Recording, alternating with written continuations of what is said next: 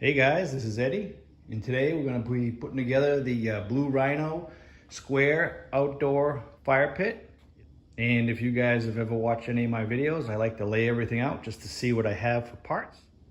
The instruction manual is large. I think they made it for old people like me, so I can read it real easy, and it has really nice pictures in it.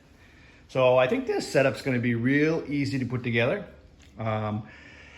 Let's see, we got your cover, your lava rock, which I wish I had glass, but I'm gonna put a link down below this video so that you can get some glass off Amazon. I noticed that in the big box stores, the glass is probably about $20 more than what you can get it on Amazon. The weight, I mean, in the stores you can get like a 25-pound bucket of glass for like 76 bucks, and on Amazon you can get like 20 pounds for about 50 bucks. So check it out and see if there's anything you like. I like the blue glass. I think I'm gonna get that when I'm done. But anyways, I got all my panels laid out. You get the screws. It comes with its own Allen head. If you don't have your own set of tools at your house, you get your magnets right here. And that's it. Oh, we got your glass top, the glass insert, and then that's the glass top with the metal frame. So the first thing we want to do here is disassemble this metal frame and glass top. And I like to use the box. Anytime I have a project like this, if I can use the box as a protector, because there's a glass top, that's what I like to use. It just saves you from scratching the thing and breaking it. Just be careful, because that is tempered glass. You just hit the corner of it, man, and that thing's gonna shatter like a car window. So be careful with that. So let's get going. In order to put that glass top on top of the box, I took the blocks of styrofoam and just put them on the end there, the open end, so that it gives it a little bit of stability. I don't know if that'll help anybody, but it's a nice little tip if you ask me. But you didn't ask me, so what difference does it make? Once you have the four corners removed, that's basically just to hold the frame, the glass in the frame during shipping. So you can do one or two things. You can either leave the glass in the frame together like this on the box and then build it on top, or you can separate the two in case you don't feel comfortable putting it together with the glass there.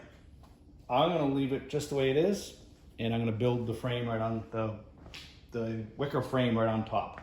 We're gonna install the magnets on the side panels. On the top of the panel, right in these screw holes right here. You're gonna put it in like this, and the front view is gonna be with it down and not up like this. You don't want it up, you want it down. Because your front panel it won't connect very good with it if it's the opposite direction. So next we're gonna be installing the gas tank support. And we're going to be using the second largest screw in the packet, which is B. And you're going to want the gas tank support on the opposite side of your controller.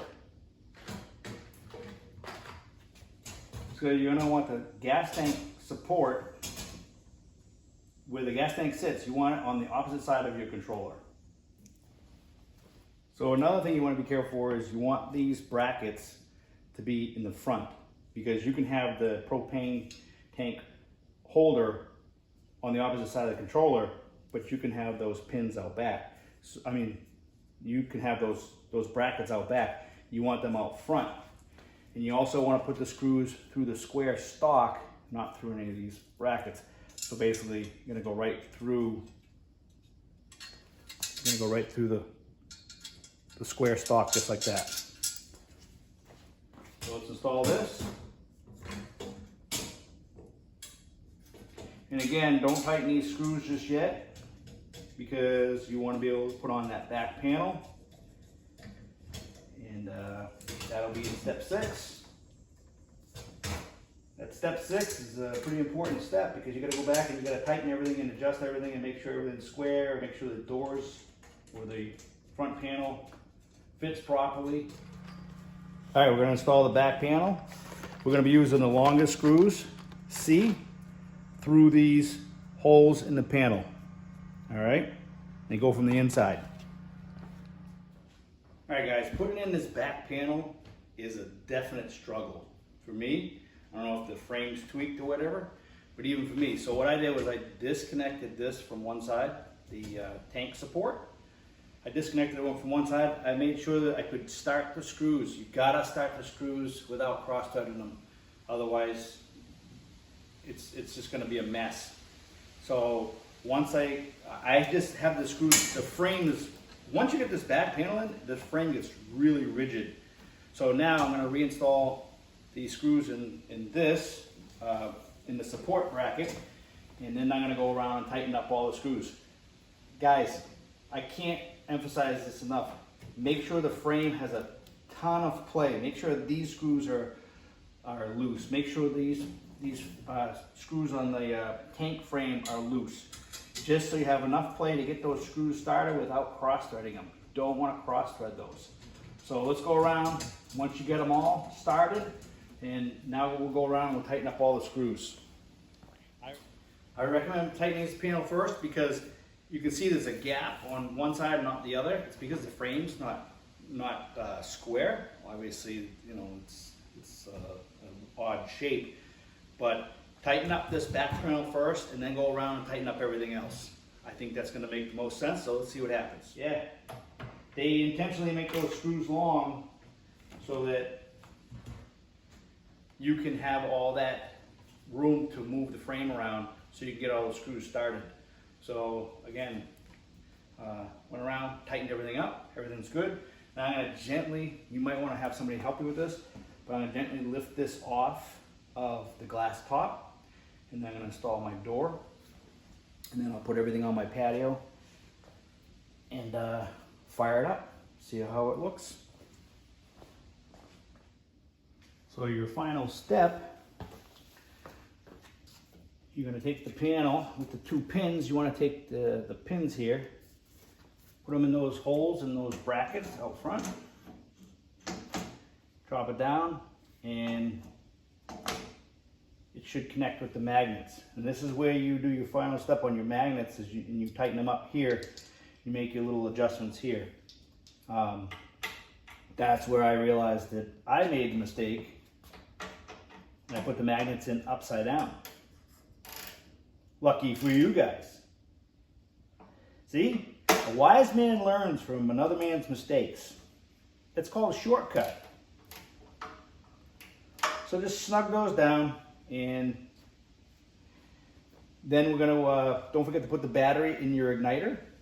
I'm gonna bring this out to the patio, put the lava rock in it, and see how it looks. One other thing, guys, make sure these little rubber or silicone bumpers are in there. It's to support the glass.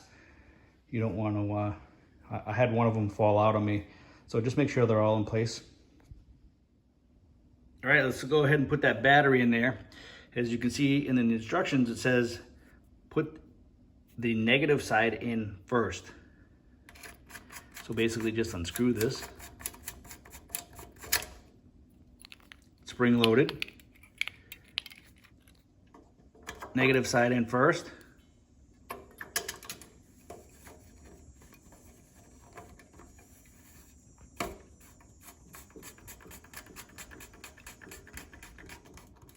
Just snug it, you don't have to torque it or anything.